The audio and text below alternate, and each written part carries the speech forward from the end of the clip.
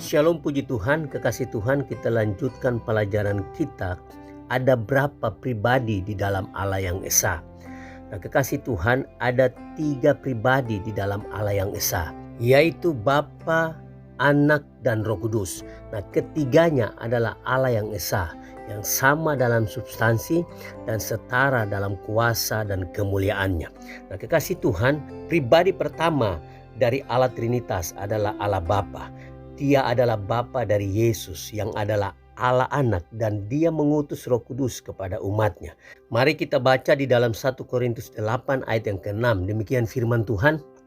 Namun bagi kita hanya ada satu Allah saja, yaitu Bapa yang daripadanya berasal segala sesuatu dan yang untuk Dia kita hidup, dan satu Tuhan saja, yaitu Yesus Kristus, yang olehnya segala sesuatu telah dijadikan dan yang karena Dialah kita hidup.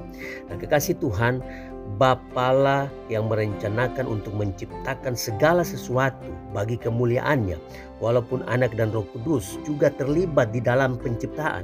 Kekasih Tuhan, Allah Bapa jugalah yang merencanakan untuk menyelamatkan umatnya dari dosa dengan menyediakan juru selamat, yaitu Anaknya sendiri untuk mati menggantikan umatnya. Kita lihat di dalam 1 Yohanes 4 ayat yang ke-14, demikian firman Tuhan. Dan kami telah melihat dan bersaksi bahwa Bapa telah mengutus Anaknya menjadi juru selamat dunia. Nah, kekasih Tuhan, sangat jelas di dalam ayat ini mengatakan bahwa Bapa mengutus Anaknya untuk menjadi juru selamat umatnya, juru selamat dunia. Nah, kekasih Tuhan, itu pribadi yang pertama, yaitu Allah Bapa. Mari kita melihat pribadi kedua dari Allah Trinitas, adalah Allah Anak atau Yesus Kristus. Kekasih Tuhan, Allah Anak selalu hidup ketika Yesus lahir sebagai bayi manusia di dalam kandang. Yesus mengambil natur manusia, tetapi itu bukanlah awal kehidupannya. Nah, kekasih Tuhan, dari dulu Yesus selalu hidup sebagai Allah. Karena Allah Anak lahir sebagai manusia, kita dapat melihat bagaimana rupa Allah yang tidak tampak itu. Nah, kita yang tidak hidup di masa ketika Yesus berada di bumi dapat membaca kisah tentang Yesus di dalam Alkitab, dan kita melihat seperti apa Allah itu dengan cara demikian.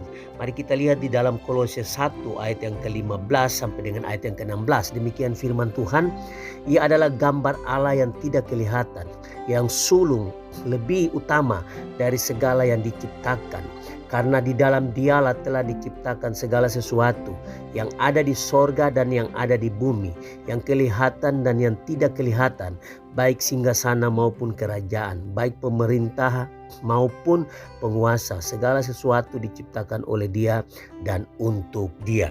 Dari ayat-ayat ini kita dapat melihat apa yang diciptakan oleh Allah Anak, yaitu Yesus Kristus. Kekasih Tuhan, kita sudah melihat bahwa Allah Bapa merencanakan untuk menyelamatkan umatnya dari dosa mereka atau mendamaikan mereka dengan dirinya sendiri. Kekasih Tuhan, Allah mendamaikan umatnya dengan dirinya melalui Anaknya, yaitu Yesus Kristus. Kita baca di dalam Kolose 1 ayat yang ke-19 dan ayat yang ke-20. Demikian firman Tuhan. Karena seluruh kepenuhan Allah berkenan diam di dalam Dia, dan oleh Dialah Ia memperdamaikan segala sesuatu dengan dirinya, baik yang ada di bumi maupun yang ada di sorga, sesudah Ia mengadakan pendamaian oleh darah salib Kristus. Jadi kekasih Tuhan, sangat jelas bahwa Allah menyelamatkan umatnya, mendamaikan umatnya dengan dirinya melalui pengorbanan Yesus di atas kayu salib. Allah Bapa mengutus Anaknya, yaitu Yesus Kristus, untuk mati bagi umatnya, untuk mendamaikan umatnya dengan Allah Bapa, dengan Allah sendiri. Nah, itu pribadi yang kedua dari Allah Trinitas. Mari kita melihat pribadi yang ketiga dari Allah Trinitas, yaitu Roh Kudus. Nah, kekasih Tuhan, Roh Kudus adalah pribadi ketiga dari Allah Trinitas. Roh Kudus diutus oleh Bapa dan Anak. Roh Kudus juga terlibat di dalam karya penciptaan.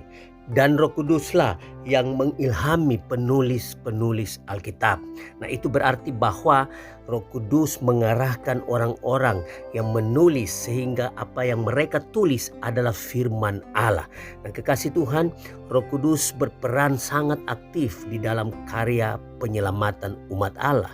Roh Kuduslah yang membuat seseorang dilahirkan kembali sehingga ia mampu mempercayai Yesus. Nah, kita baca di dalam Yohanes 3 ayat yang ketiga sampai dengan ayat yang kelima. Demikian firman Tuhan. Yesus menjawab, katanya, "Aku berkata kepadamu, sesungguhnya jika seorang tidak dilahirkan kembali, ia tidak dapat melihat kerajaan Allah." Kata Nikodemus kepadanya, "Bagaimanakah mungkin seorang dilahirkan kalau ia sudah tua? Dapatkah ia masuk kembali ke dalam rahim ibunya dan dilahirkan lagi?" Jawab Yesus, "Aku berkata kepadamu, sesungguhnya jika seorang tidak dilahirkan dari air dan roh, ia tidak dapat masuk ke dalam kerajaan Allah." Nah, kekasih Tuhan, sangat jelas di dalam ayat-ayat ini bahwa tanpa Roh Kudus tidak mungkin kita mempercayai Allah, tidak mungkin kita percaya dan diselamatkan. Semuanya itu karena karya Roh Kudus. Nah, kekasih Tuhan, Roh Kudus hidup di dalam umatnya dan mendorong mereka bertumbuh semakin menyerupai Yesus. Nah, kita lihat di dalam Galatia 5 ayat yang ke-22 sampai dengan ayat yang ke-24. Demikian firman Tuhan, "Tetapi buah roh ialah kasih, sukacita, damai sejahtera, kesabaran, kemurahan, kebaikan, kesetiaan, kelemah lembutan, kepenguasaan diri. Tidak ada hukum yang menentang hal-hal itu. Barang siapa menjadi milik Kristus Yesus, ia telah menyalibkan daging dengan segala hawa nafsu dan keinginannya."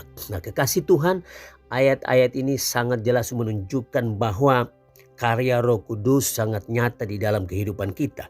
Roh Kudus hidup di dalam kita dan mendorong kita untuk bertumbuh semakin menyerupai Yesus. Yang membuat kita bertumbuh bukan kekuatan kita, bukan dari diri kita, tetapi Roh Kuduslah yang ada di dalam kita yang membuat kita bertumbuh seturut dengan kehendak Tuhan, bertumbuh menyerupai Yesus. Jadi semuanya karya Roh Kudus di dalam kehidupan kita. Kekasih Tuhan, itulah pribadi yang ketiga dari Allah yang Esa, yaitu Roh Kudus.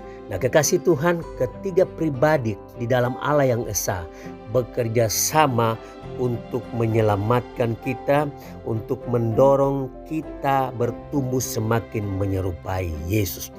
Kita bertumbuh menjadi serupa dengan Yesus bukan karena kekuatan kita, bukan karena kita hebat, tetapi hanya karena karya Roh Kudus di dalam kehidupan kita. Hari ini kita sudah belajar tentang ketiga pribadi di dalam Allah yang Esa, yaitu Allah Bapa, Allah Anak, dan Allah Roh Kudus. Tuhan memberkati kita semua.